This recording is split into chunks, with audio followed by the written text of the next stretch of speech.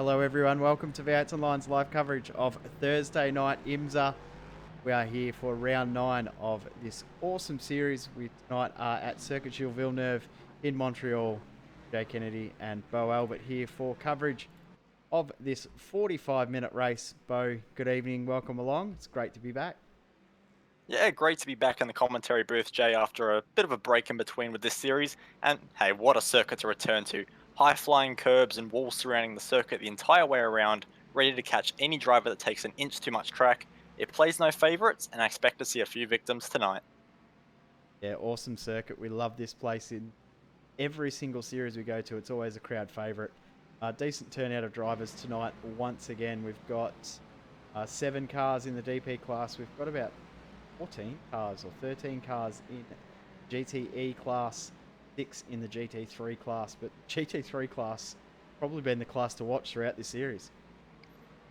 Yeah, the GT3 class has thrown up all kinds of surprises, whether it be insane strategy calls, which have provided huge gains in track position, whether it be close racing, or even a little bit of controversy along the way. It's been a brilliant class to watch, but so have the GTE cars and the DP, so it's really hard to focus on just one class in this multi-class race. Yep, focus on as much of the entire field as we can. Lewis Polo Gallon once again leading the way in this field. Currently on provisional pole position. It looks like most of the field in the DP class has completed their laps. David Gibbons has just tipped Kane Kugamiya for pole. Actually, in saying that, Clint Smith's just gone to pole in the DP class.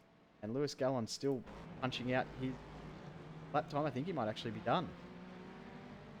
So Clint Yeah, Smith now pole position. Clint Smith's been on a bit of a charge of late. He started the season off around the mid-pack of the DP class, but since then, like Ross Rizzo has done with the GT3 class, Clint has really stepped his game up, and taking pole position away from Luis Paulo Gallon has not been achieved all season long, I believe. So, big effort from Clint there, and that's a fantastic result.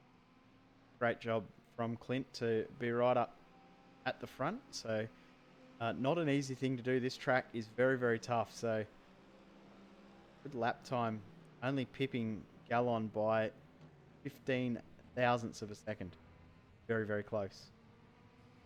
Yeah, it's close throughout the fields because if you look at the GTE class as well, there's only 300ths separating first and second there as well. So this circuit provides some nice close racing, plenty of overtaking opportunities as well. I reckon we're in for a cracking race, and qualifying is just a little taste of what we can expect in the race. Only 3 drivers left in the field yet to complete a lap. Got Blake Neck on screen at the moment. He's still out there punching out his final attempt. Not long left on the clock either, only a minute 30. So you may not get a crack or a second crack at this. Yeah, I'm not sure drivers will really need a second crack though, because track temperature is currently at 18 degrees, so very, very cool conditions. Shouldn't Oh, it goes expect to the tyres to top. be going off too much. And yeah, as you were just about to say there, Blake Neck with a fantastic lap to pole position in GT3. So that's a brilliant job by him. And looks like Holdo Gomez is not going to be coming out of the pit, so we'll switch our attention over to Reese Gardner, who's on his second lap now. Not set a lap time yet, so we'll see what Reese can do as he approaches the Montreal hairpin. Fastest lap in the GTE class is a 129.8. Looking to get into the low 130s or into the 129s. Can. Yeah, it's pretty close though. Only 1.2 seconds separating pretty much the entire 2 seconds separating the entire GTE field. Yeah, incredibly close. You have to use every bit of track if you're going to gain, 1 or 2 positions in this field. You have to use every inch of track and exploit everything you can out of the car. Reese actually has a bit of damage from exploiting the track limits too much, but that's a fantastic lap there by him, and he'll manage to get himself up the order just a little bit, and thankfully not start last in the field behind GT3 cars. Run through the grid because that is pretty much improved. No. Marcin won't be able to improve either, so I'll run through the grid. Clint Smith will start the DP class from pole over Lewis Gallon. 15 hundredths of a second, not much separating those two guys. Gabriel Ruse in third position, Sam Fitzpatrick in fourth, Michael Avoca in fifth, and Carlo Labardi in sixth position. Leading your GTE class away will be David J. Gibbons taking pole position narrowly ahead of Kane Kugamir. Manu Ray Largo will be off the second row of the grid alongside Darren Marsh. Paul Mansell is going to be fifth in class with Mark Rayner just behind. David Jellings, Eric Buter, and Cam Dance are following behind them. Cam Dance making his debut in the GTE field, so we'll see how he goes. He's got Alan Opulok just beside him, with Danny Dam, Guy Leach, Dennis Fiedler, Martin Silvassi, and Reese Gardner all lining up on the grid behind him. And we also have Coldo Gomez starting last in that GTE class. Yeah, then we've got Blake Neck who'll lead the field away for the GT3 class. Thomas Corney in second position. Got Gauzy Zarzon, Ross Rizzo, Marcian Bizalak. Going to get that completely wrong. Scott Larnack rounding out the 6 cars we've got in the GT3 field. I've absolutely butchered everyone's names, but everyone knows that that is how I do it. I don't discriminate. I butcher everyone's name. It's the Jay Kennedy special talent, managing to butcher any possible name. I don't think it's a talent, but anyway, we'll run with that. So we'll turn our attention now as the car's lining up on the back straight. It's only going to be a quarter of a pace lap, which will be good for Clint Smith, as he'll have a fair few nerves happening in that Corvette prototype right now. First time leading the field into turn 1, and also for Luis Paulo Galland, first time he's not led into turn 1. So it'll be interesting to see how that front row of the Corvettes actually pans out, because there are 2 new guys there that haven't faced off against each other yet. It's going to be interesting to see how it all goes here. So 7 cars in the DP field, 16 cars. Sorry, my number quickly counting before was wrong. So 16 cars in GTE and 6 in GT3. 45 minutes ahead for these guys. We will see pit stops once more as we have throughout this season, which is good fun. Not long to get ready. Not long to get too much warmth into these tyres. And as we know, the DP cars really struggle for warmth. This track is very, very cool. Only 22 degrees. Away we go. 45 minutes on the clock. Green flag flies. We're underway. Brilliant jump for Clint there, managing to easily gap Luis Paulo Galland, who had a bit of a sloppy exit from the chicane, and looks like your GTEs are going to get away all okay right now as they all funnel their way into turn 1. And let's just hope there's no contact. It looks like it's all through pretty clean. Eric Buter's spun his Ferrari 488s, but looks like he hasn't collected anyone, so we might have got away from that. Thomas Caroni has actually managed to jump Blake Neck for first in GT3, so there's a change of position. He's got that GTE car that is recovering from his spin just in front of him, but apart from one spin, it looks like we've got away okay.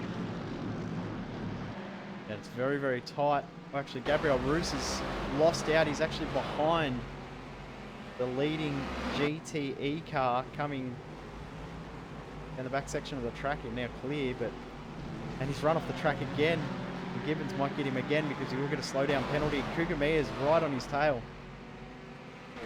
Yeah, it looks like there's actually a little bit of damage to Kugamir's car at the moment, but it doesn't appear to be slowing him down whatsoever. He thinks about around the outside of the hairpin. That's not the best passing opportunity in the world. As you can see, Manu Ray Largo had a bit of a look there, but couldn't do anything to make that pass stick. But Kane Kugamir looking very racy already, trying to get past that Ford GTE car.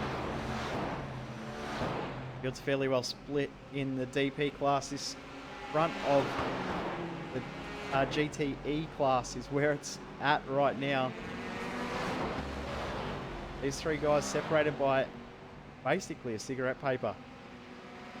Yeah, absolutely nothing in it. And look at the straight line speed of Kugamir. He looks much, much quicker down the straights. And Gibbons looks a little bit defenseless if Kugamir gets any closer, especially heading into the chicane on this lap. But he looks quite good through the corner, so if he can keep hitting the apexes right, he might be able to hold off Kugamir. But right now, it looks like Kugamir, it's in his ball court.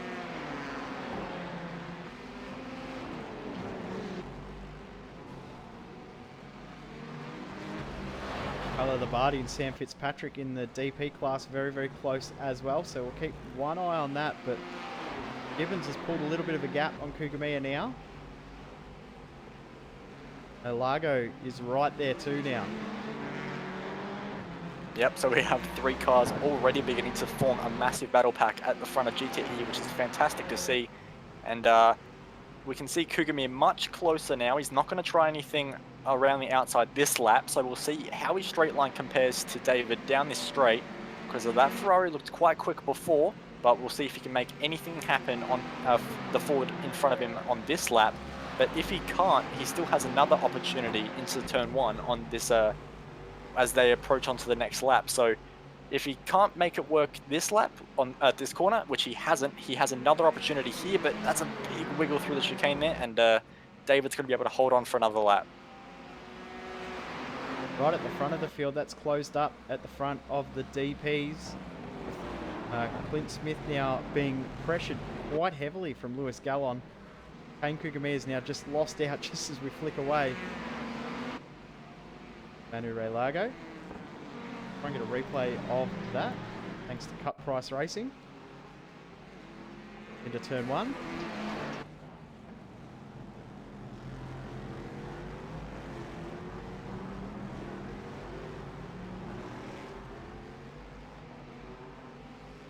Cougarmere making a big mistake into 1.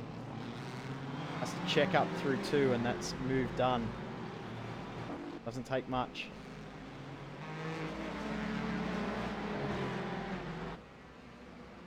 Interesting Gabriel. at the front. Sorry, I was just going to say, interesting at the front of the DP. I mean, the GT3 class. They're right on the tail of the back runners in GTE. Pretty much the same pace. Yeah, they're right with them, and that's quite interesting because in qualifying we saw about a second gap between the two classes, but in race trim it looks like the GT3s are quite competitive compared to the GTE cars. I'm not sure if GTE cars use tyre warmers or not, but the GT3 cars definitely do, so perhaps the GT3s are making it work quite well in these opening laps compared to even the GTE cars, which are supposedly quicker. And Cougarmere's caught up a little bit of time, but he's now got a slowdown penalty coming through the chicane. All that hard work he made in the second part of that last lap, now lost.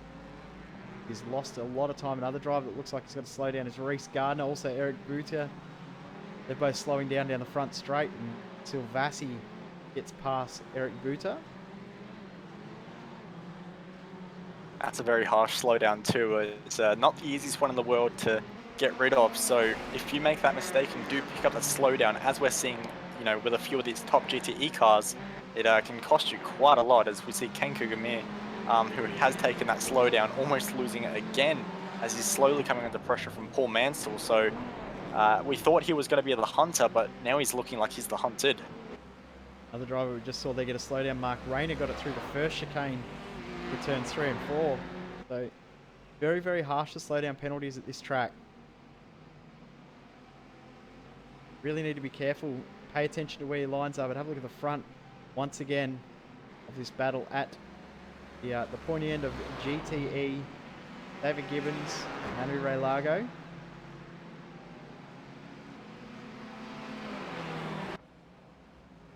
Just pulling out of the slipstream there, trying to intimidate David there into the chicane, which can work at times, and actually it has worked fantastic because Gibbons makes a little bit of a meal of that exit. Now Manu is going to have a think about it into turn 1. He gets defended, but he's going to have a look up the inside anyway, but it's a little bit too far back. He holds station, but he's made his intentions clear, and David Gibbons, he may be leading the class, but he's not looking entirely comfortable. Avouts and line co-commentators of both pointing nose to tail coming through final chicane at Wall of Champions. Cameron Dance facing the wrong direction. Oh, Reese Gardner almost collecting him. Get a Cut Price Racing replay.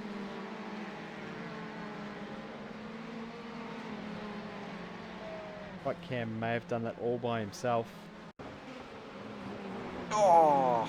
Cam's going to love us for putting this replay up. Sorry, Cam, but we have to do it. And Clint Smith, something's happened to Clint Smith at the same time. We'll go to him in just a moment. But Clint Smith's now dropped back to 6th position in class. A big moment at the hairpin, and Luis Paulo Gallen tried to capitalize it, goes up the inside and just spins Clint Shane Smith around, which has unfortunately put him down a bunch of positions. Yep. And That's a bit of damage as well to Luis Paul Gallon, which has actually allowed Michael Evdoka to have a huge run on him now, and it could get a little bit closer at the front of DP at the moment. Replay that now on screen. So here's the moment. Actually, a lot of netcode involved in that one. Reese Gardner's now officially out of the race, unfortunately, from that issue we just saw before. We go back live. Lewis Gallon now leads the way, but Michael Advoca and Sam Fitzpatrick not too far behind him. And Clint Smith about 8 seconds behind Gallon after that. That's a big shame for Clint Smith. He, of course, teamed up with Luis Paul Gallon for the Watkins Glen 6 hours, and we thought maybe they would have learnt a bit about each other and learnt how each other races, but unfortunately just one of those things that happens with netcode, and Smith actually running off the track through that chicane and picking up another slowdown, so when it rains it pours, unfortunately. Going to be a tough night now for Clint Smith to make his way back through the field. Have a look at the front of the GT3 class. Top 4 cars at the moment separated by 1.5 seconds. Nice and tight, nice and close. Still 36 minutes of racing left. It's going to be good. Yeah, it will be, and GT3 once again producing the goods, because what we saw in qualifying, this is a much different order to what we saw in qualifying, so these cars have been chopping and changing positions a little bit, which is fantastic to see, and you know, we're already a little bit into the way of this race, so only 10 minutes now, and there's still nose to tail, which is fantastic to see, and we can see that the 7 car closing up under the brakes massively, so this battle isn't going to be going anywhere very quick. Dazon did very, very well at Lime Rock. Saw him up, working very, very hard with, I'm fairly sure it was with Ross Rizzo once again. Who's a little bit back in the field this time. Yeah, unfortunately, he's got a GTE for company at the moment, as the GTEs are trying to recover their way after a few incidents in that category. But yeah, for Rizzo, he's going to be a little bit disappointed. He's been the guy on the charge in this series of late, and he's down in 5th, which is still by no means a bad effort. But I'm sure he would have wanted a bit more from himself. Battle at the front of GTE is still going on, exactly the same as it was the last time we looked. Gibbons about half a second over Manurega Largo. I'm doing a great job with names tonight, aren't I? I give up. Luis Paulo Gallon and Michael Advoca. Have a look at how close these guys are now. Come across the line to finish their 7th lap, commence their 8th. Predicting around about 31 laps in this race. Here we go. This is a potential pass for the lead, and it's done. No, it's not. Alan slides back through. Sam Fitzpatrick's going to be looking to take advantage now too.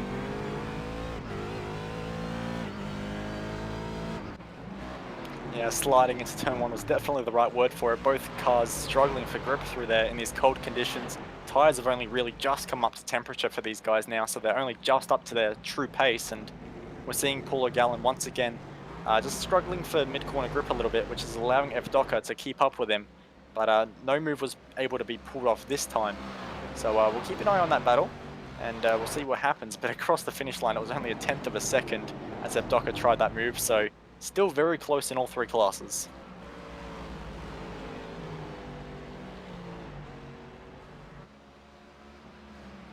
Yeah, we like it. We like it nice and close all the way through the field. Amazing to think at the moment the biggest gap out of all of our classes is in GT3, and it's 0.8 of a second. That's scary. Yeah, it's pretty incredible, but we've seen it all season long in this series. It's been fantastic racing all the way through, drama everywhere, and this is going to be a fantastic race all the way to the finish. And GT3 right now looks very interesting, with not just 1, but not just 2, but not just 3, but 4 Mercedes all fighting it out for the win at the moment. And I'm seeing some headlights getting involved, so everyone's using any tactic they can use right now to get an advantage, because any little advantage you can gain in this class right now looks like it could possibly win you the race. Yeah, you like it, isn't it, with a bit of headlights flashing? Oh, I always recommend it. Stamp of approval. As we're just having a look at GTE, Manu not able to make a move into turn 1, but he's getting very, very close behind the back of David Gibbons now. Actually, really interesting battle pack starting to form back 7th, 8th, 9th as well. Danny Dam, Mark Rayner, and Alan Oppilock. These guys are fighting for 7th position, as I said, but they keep changing position. The order's changed 2 or 3 times in the last couple of laps between these 3 drivers. Yeah, you always like a lot of overtaking, and this circuit definitely provides it, and these cars are too, which is what we're seeing here with a fantastic battle between these 3 guys, all in the beautiful Ferrari 488s, and so there's no advantage in the cars here. It's all down to driver talent, and we're seeing some fantastic racing because of it. Noticing Blake next having some internet issues, so hopefully he doesn't suffer them for too long. But Mark Rayner, have a look at the run he's got here. Not quite close enough though. Difficult corner to get the pass on into there, so that's more of a final lap kind of move, but you never know. If you get sick of looking at that Ferrari for a bit too long, you might throw it up the inside, which he thinks about into the hairpin, and Danny Dam just covers that inside beautifully, but has actually compromised his exit a little bit, but looks like he might be able to get away with that one. Although the slip trim's pretty powerful. If he can get it right up close enough here. It's tough though because it really compromises the way you approach this corner. He's gonna slides against it. I thought he was gonna just chuck it up in there, Rayner, but he's actually cost himself a bit of time with that little sideways move. If he had stayed behind, he might have been close enough here. Yeah, definitely. I think that's what you've got to do in these cars, is if you can't make it on the brakes, you have to try and maximize the exit as best you can to try and move into turn 1. And unfortunately wasn't able to do it on this lap, but he would have learned his lesson now, and for the remaining laps, which there are plenty of, he's going to have a much better idea of how to attack. Gibbons and Olago still going on. Still separated by about 3 to 4 tenths of a second. They've managed to clear the field quite well. Behind them is Kane Kugami, who's over 4 seconds behind, so they've done quite well to gap him, but that said, Kugami is actually setting the fastest lap out of the 3 of them, so if they're doing okay at the moment, not battling each other, but if Manu starts to get a bit racy on David Gibbons, it could end up costing him in the long run, allowing Kane Kugami to get back into this fight. Danny Dam defending once more from Mark Rayner into the hairpin, and Rayner might be close enough here. Gonna get the draft down the straight. I reckon he's going to be right on his tail coming into turn 1, into the final corner. Gonna apply some pressure. He might even force a slowdown penalty. Now he holds back. Just needs to use all that first curb he can, get on the power for the second, get the maximum exit he can.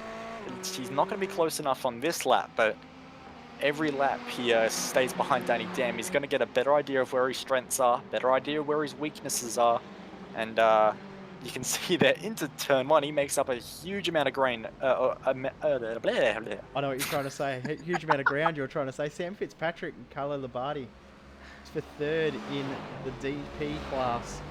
They're actually side by side coming through the hairpin. Labardi's looked very, very quick the last few laps. Last lap took half a second out.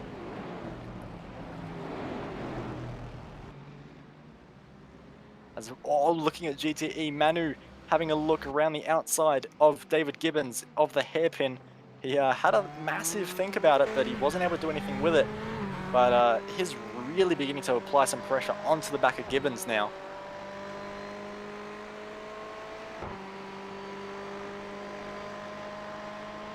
I don't think it'll be too long before we see either a pass or one of these guys take an early pit stop. I don't think they can continue going the way they're going at the moment. Definitely hurting both of their pace. That said though, Rayner back in your... He's in to try and break out of the cycle that he was in. He was currently 6th, was 6th at the DP class, but Gibbons and Olago still going at it.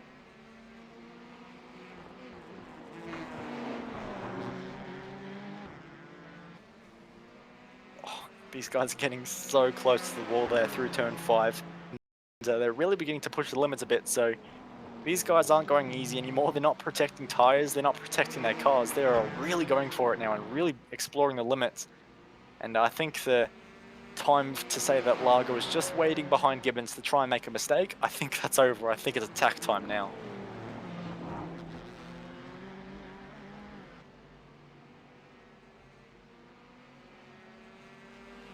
I think we're back. We just had some issues with the screen, but I think it's back. Hopefully it is.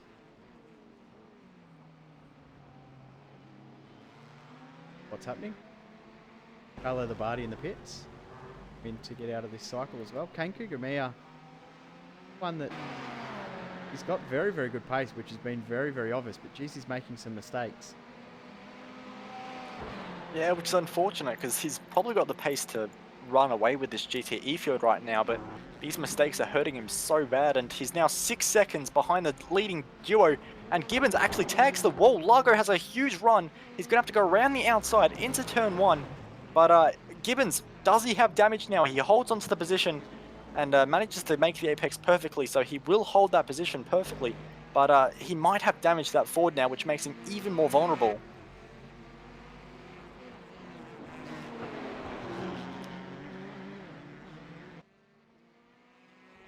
Not too sure on David Gibbons' achievements in sim racing, but that's the Wall of Champions, and he definitely made a champion of himself there.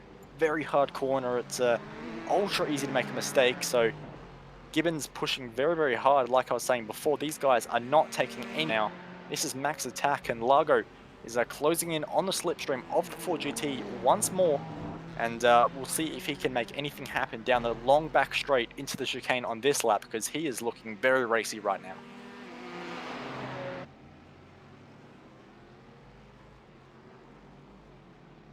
Closing in under brakes once more on the Ford. He's pretty close, but we'll see if he can get enough slipstream into the chicane. The Ferrari does have a little bit better straight line speed than the Ford GTE, but that Ford is incredibly good on the brakes, so David might be able to defend well. He's under no pressure into the chicane, but we'll see if he stays a bit further away from the wall on this lap. He does, and he gets the better exit, so he'll be able to hold onto this lead for one more lap, but Largo is putting on a lot of pressure right now. Doing a great job applying pressure without losing too much time as well. We see guys that apply pressure like this often lose ground to the driver ahead when they're putting too much pressure on. And he's doing a great job. They're not losing any time as well to Kane Kugamiya behind, who's continually making mistakes when he starts to see himself closing up.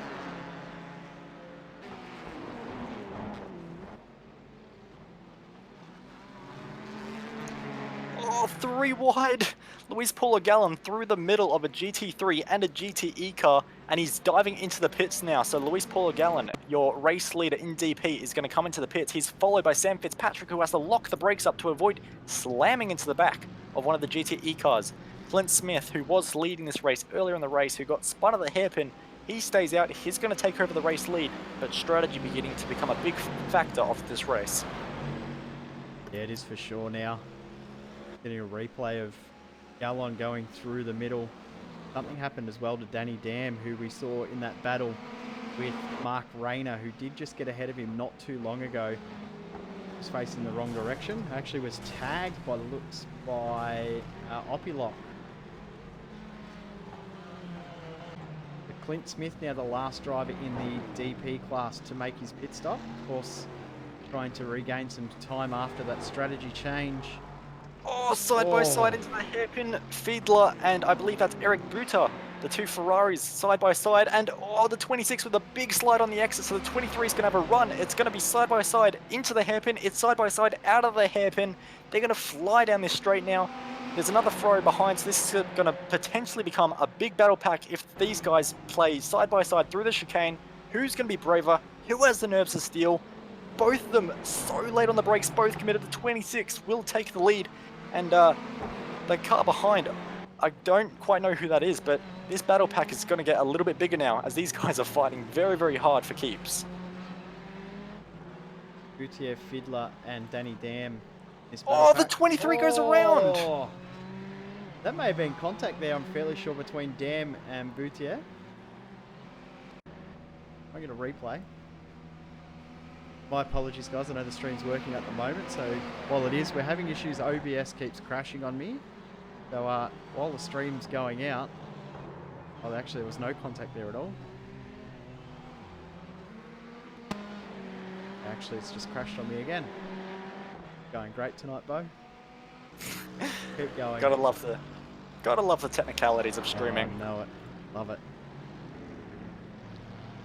Luis Paul Gallon really trying to make the ground whilst he's on a clean air, as he's trying to defend from all the other drivers in DP class, especially Michael F. Docker, who he was fighting before the pit stops. He was using all kinds of curb through the final chicane there, and unfortunately he's got a bit of traffic in front of him too.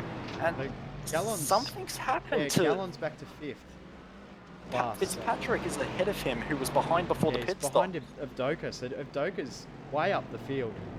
Got about 10 seconds on Gallon at the moment.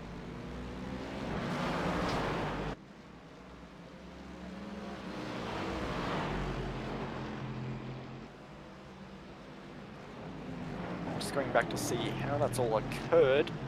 Gallon's actually came out in front of Fitzpatrick during the pit stop phase. Change of position. Oh, there was contact! Front of GT's changed position too, with Gibbons receiving a slowdown at the chicane, and Lagos through. Yeah, so unfortunately, on that DP field, unfortunately Fitzpatrick just locked a brake while trying to get past Gallon on their outlap and spun the TTR driver around. So that's gifted quite the advantage to Michael F. Docker now. Clint Smith in the pits now, finally making his pit stop. Oh, and he's overshot. Oh, when his night couldn't get any worse, it does. He was looking to gain quite a lot from that incident with Fitzpatrick and Gallon, and unfortunately, yeah, it's been a bit of a nightmare for him tonight after so much promise in qualifying.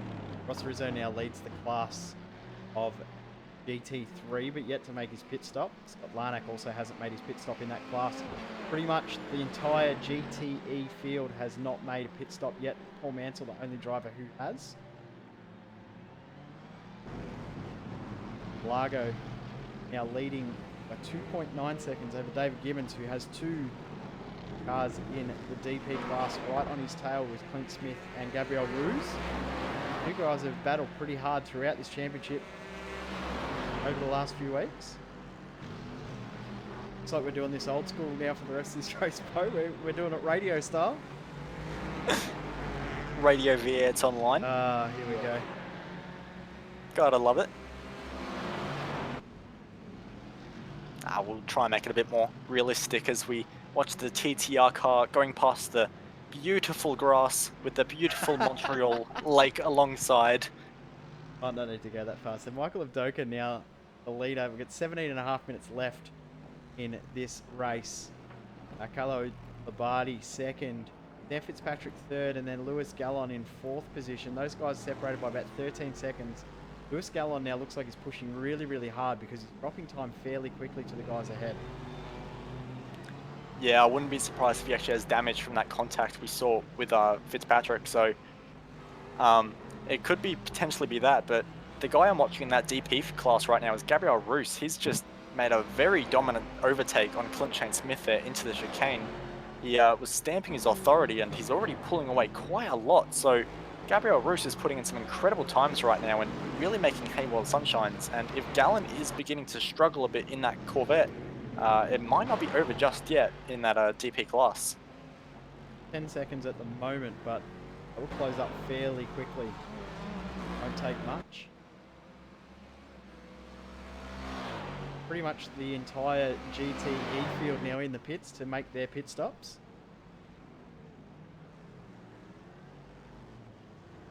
Going back to GT3 though, there's quite the battle going on between these Mercedes. Yeah. Ross Rizzo is leading it now, but he's got a lot of company with the 15 car behind him, which is... Ross Rizzo's now third, yeah, third in class. Just chopping and changing a little bit. So, Vice back, and then Zarzon, Rizzo, Neck, are the top 4, separated by about 2 seconds. Not much between all of them.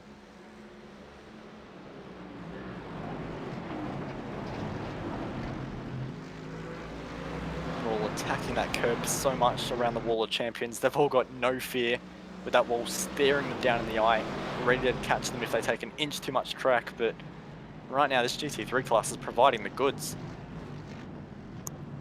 I love this GT3 class because it always brings out action right at the end of the race every single week.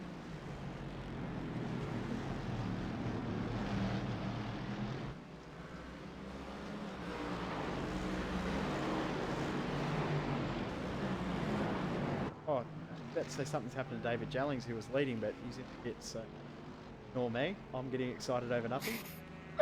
Alan Oppylock also in the pits. Danny Dam also in now as well. So the field's cleansed in GTE. Oh, geez, it's going to be a good end to the night. Go back to the GT3 battle though. So Marcin has one of the biggest gaps we've seen all night in that GT3 class of about 9/10 of a second over Georgi Jarjon, who has next to nothing over Ross Rizzo. And it's going to be even less as he runs a little bit wide into the hairpin. And Rizzo's just going to gain a bit more time. And Blake Neck was in that fight with these 3 Mercedes just in front of him. But on this last lap, he's looked to have dropped off a little bit.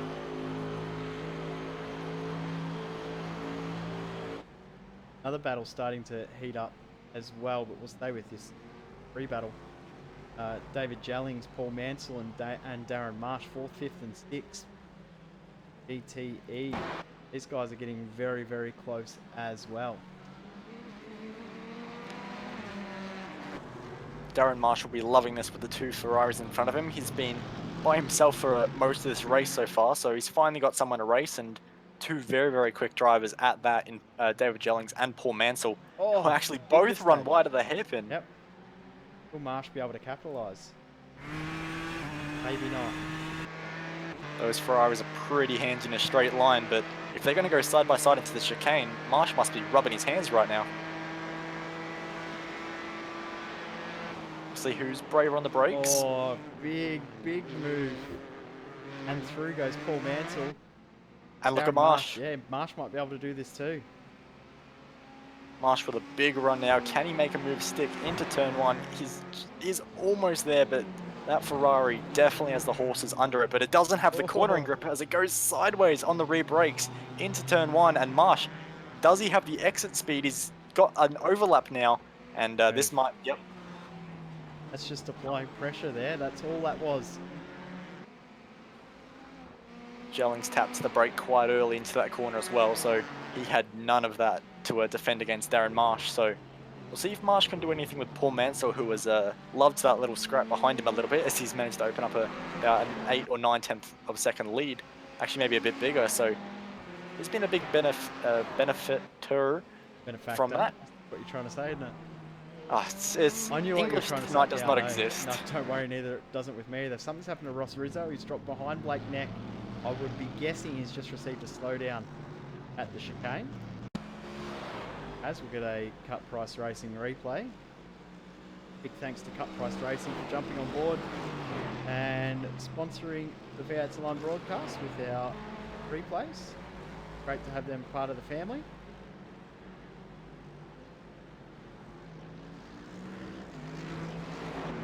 Nothing to get too excited about just yet, but just to note, Carlo Labardi has actually in recent laps halved the gap to Michael Avdoka. It was out to 3.2 seconds, and it's now just bordering at 1.7. So Labardi is beginning to pressure Avdoka quite a lot as Avdoka. That's an interesting line through the chicane. That was committed. Plus. Just full on.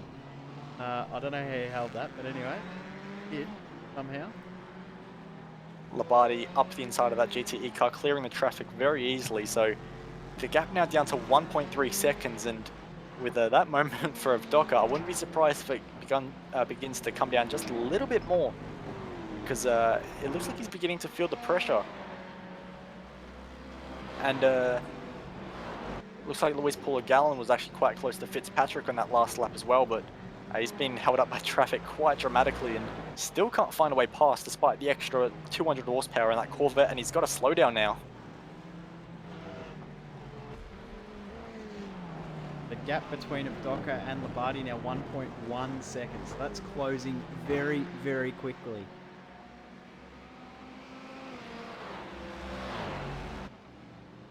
Almost seems like no one wants to win this DP class. Everyone's wanting to throw it away. Labardi looks like he wants to win it because he's staying very, very committed. Staying very, very consistent. And Avdoka wants any advantage he can get. Gabriel Roos is, crashed and almost gets cleaned up by a Ferrari. I'm not quite sure who that was. That was really close. Cup Price Racing replay once again. That was so close.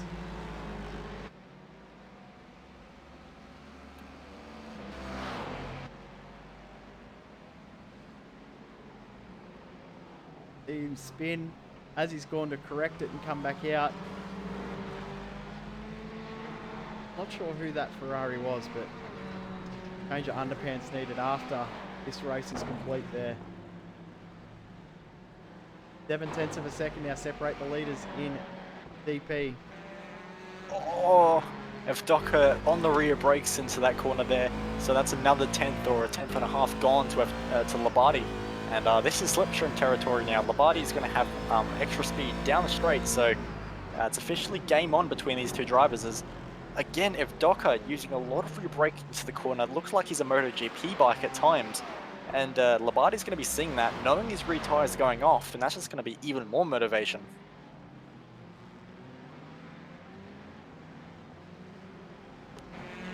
Started the lap at 1.1 seconds. At live timing, it's now just hit 0.5 of a second. Nothing between these guys at all now. Next lap, I think it'll be on well and truly, especially with this traffic just up ahead. Guys flashing the headlights, letting the traffic know they're there. In saying that, Labardi won't really care. He'll be happy with the traffic being there because that will help him out. Yep, sometimes traffic can slow down, other times can provide overtaking opportunities, and he's going to be hoping for that. As Avdoka doesn't make it through on that Ferrari into turn 1, and he's going to be stuck behind him into turn 2. And, well, so much for a 0.5 of a second gap now. But we're down to 0.3 now. Nothing at all. We've only got about 6.5 laps left in this race. Avdoka in the wall. Here we go. Labardi was sparking off of that wall there at the exit of the corner. Both guys using all the track limits they possibly can. Some cars were sideways. They're scrolling on the exit. These guys are neck and neck. That Ferrari must be hating what he's seeing in the rearview mirror right now because these two are playing for keeps. Avdoka is going to hold the inside. He defends that position, but the number 5 car of Carlo Labardi is providing all kinds of pressure, and if he doesn't make a move into this hairpin, it's on for young and old into the chicane. Big defense from Avdoka, but he makes a bit of a mistake, leaves a little bit of room for Labardi to cover, but won't be able to do it. Gonna have to do it once more next lap. Around about 6 laps to go. We just ticked under 8 minutes.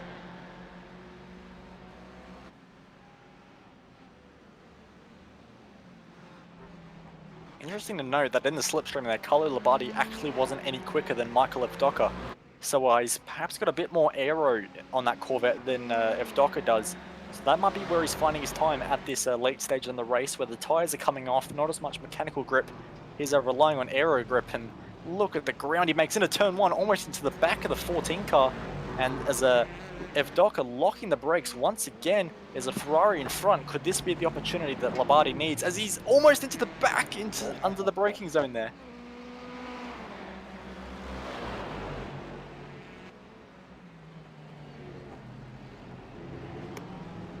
Cars now coming through turn 6 and 7 now onto a very tough traction zone, as we can see there, as Labardi sliding the rear into the prototype around on the exit, trying to apply that pressure. Hard braking zone for turn 8. It's all about taking a lot of inside curbs so you don't get a slowdown at turn 9, and see if you can set yourself up for a move into the hairpin. Not going to happen, but they're going to be stuck behind traffic here. Traffic could help once again, though, as we've said, for Labardi. Look how close he is now. Closer than he was last lap. Not able to get the power down as well as Avdoka is, though. Avdoka desperate for any kind of speed, only behind the Ferrari for a few seconds, but uses the slipstream for any extra kilometre an hour as he can gain. and Labate only just gets past him, so a bit more breathing room for Evdoka, but only in the space of about half a tenth as they launch over that final chicane. About 5 laps to go in this race now. Maybe 4, probably 5.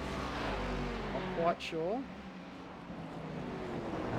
Predictometer says 5, so we'll go with that.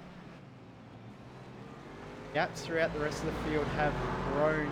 This is by far the best battle on track in the entire race, let alone for a class win. That's for the outright win. Oh, Labate there just sparking the Corvette once again on the wall, actually tagging the inside wall a little bit as well. He's using every inch of track, maybe even every millimeter of track as he goes on his pursuit of Michael Evdoka, sliding the rears once again. How many times in this series have we seen these prototypes in the final laps in a head-to-head battle for the win?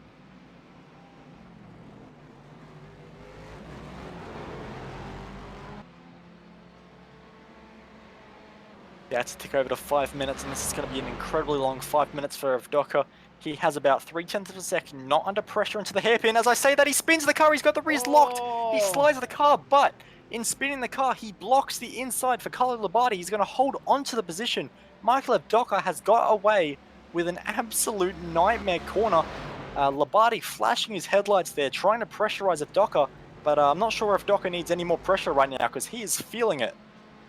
I'm going to get a replay of that because that was really amazing that he did not get past there. Docker just looping it around, and you have to see the evasive action that Labate had to take. Go back live. Labate thought about it to turn 1, but decided to stand his ground. But you can see there, Evdoka is having to pull out every defensive trick he possibly has as there's contact. Wow. Evdoka would have felt that. That was interesting. Was for sure. I'm surprised that they're still going. Oh, it's not over yet. Big touch between these guys. There's only 3.5 laps left, and you can see that Labate knows it as he's trying anything he can. Evdoka providing a fantastic defensive display here, but look at the run of the 5 here. Here we go. It's definitely on now. He's going to be able to do it around the outside. He's going to have to try something different. He might be able to over and under here. Going to get the drive out with that different line, and we could see it done coming into the final corner. Look at the defensive drive of Evdoka here. Oh, there's a gap on the inside. Oh, he just closed it through the kink. Side by side. This has been a great battle. Whichever way this goes in the end, this has been a fantastic battle between these guys. And just if you wanted a bit more spice, I'd like to point out what's coming, only 4 seconds behind, and that's coming down very quickly as well. 2.2 seconds. You thought 2 cars in DP was exciting up front. It's about to get a little bit better. We're about to have a 3-car battle for the lead with 3 laps to go. There's still 3 minutes on the clock, so I'm pretty sure there will be 3 laps left in this race. Oh, that was a lot of grass from Labate. They're both on the wall. And that if these guys check each other up, there might only be 2. Wow, that was... Evdoka! He's gone around! And Fitzpatrick goes through as well with Evdoka. That's... wow. That was on the limit stuff there from Labate and Evdoka. From both those guys, some great driving. A little bit of contact. It wasn't enough to actually cause the spin, I don't think, but I think just a little bit too much pressure. Oh, actually there was a fair bit of contact there under brakes. Different camera angles tricked me a little bit there. But Labate gets through, and I don't think I'd be too happy if I was Evdoka. Yeah, it looked like Labate was going for a gap that wasn't exactly there. And a bit of contact sending Evdoka around, which is unfortunate. And in fact, Evdoka's actually now behind Gallon, so Gallon's actually jumped onto the podium, and with a GTE car in the way of Evdoka right now, Gallon could get a surprise podium after everything he's gone through today. Yeah, definitely not over though, because Evdoka's definitely going to push as hard as he can. 1:30 on the clock now, so we will have 2 laps left in this race. Cars will cross the line with about 8 to 10 seconds on the clock. we'll have a 31 lap race in the end of this one. Quickly run through the class leaders in the other classes. Under Largo now leading by 8.5 seconds over David Gibbons. Kei Kugamia not too far behind now, down to 1.2 seconds there. Marcian leading the way in GT3. Zarzon about 1.6 seconds behind. Blake Neck about 1.3 seconds further back. But we've got a Lewis Gallon, Michael of Docker, just under a second separating these two guys. We know Docker's been pushing very, very hard, working very, very hard on his defensive game in this one. How is he at attacking? Yep, we're about to see how good he is, and unfortunately for him, he's only going to get a single crack at it. But maybe not, because he's already beginning to apply some pressure onto the back of Luis Gallon. And Fitzpatrick's only a little bit in front of these two, and he was putting on quite a bit of pressure on Evdoka before, but looks like he's beginning to fall back a little bit now. I think as we look at done his tyres. He's a Docker around the outside, won't be able to do it. Oh, big that might mistake. be it. Yep, that'll be over for Docker because he will receive a slowdown penalty. We're now on the final lap.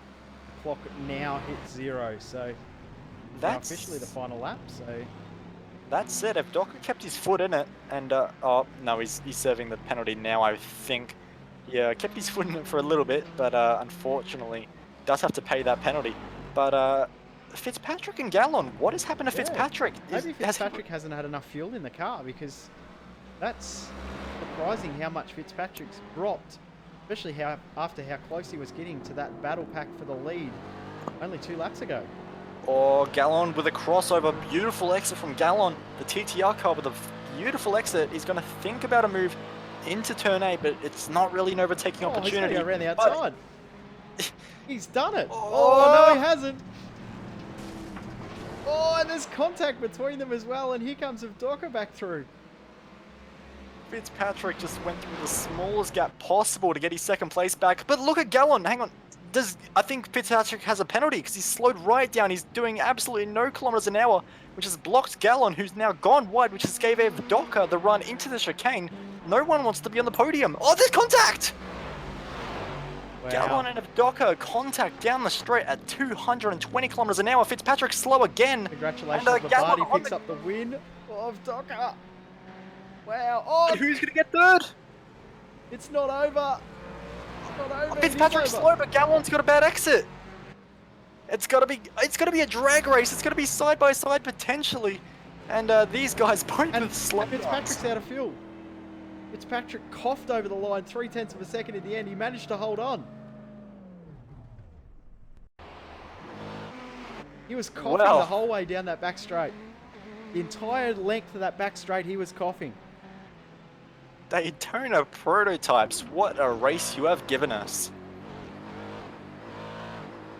Listen to it coughing down the front straight, and Gallon was not quite able to get there. I think Gallon must have been out of fuel as well.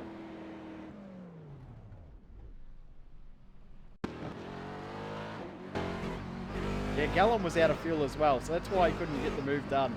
That's why it was the slowest looking drag race you've ever seen. So well done to the guys in DP. They've actually put on a fantastic show for us once again.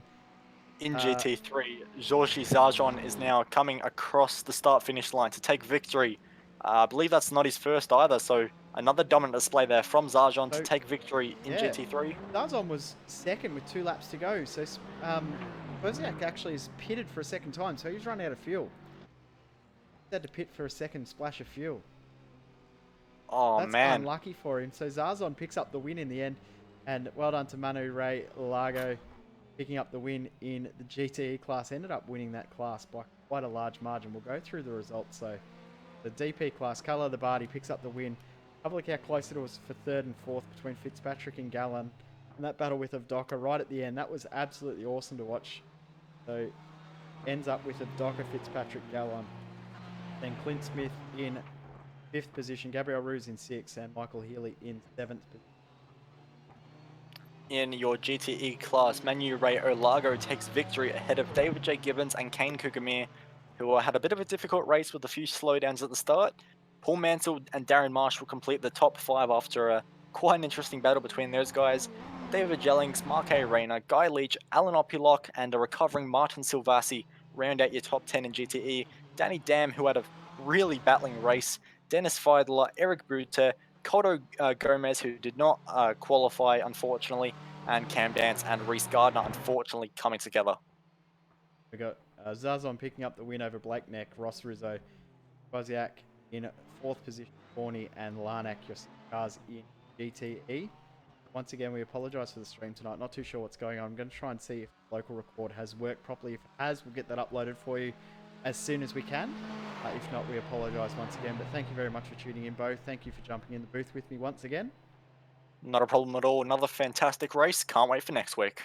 Next broadcast will be on Saturday night. We Aussie Fixed and Mixed 5th anniversary special broadcast. Then, of course, Sunday we will have Carrera Cup Australia. Monday, V8 Supercars at Bathurst. Wednesday, we will have Formula Renault. And next Thursday, we're back once again for IMSA. Really looking forward to that. Week on, actually. We'll work it out as it comes to it. But anyway, thanks for watching V8 Salon's coverage of Thursday Night IMSA. We will see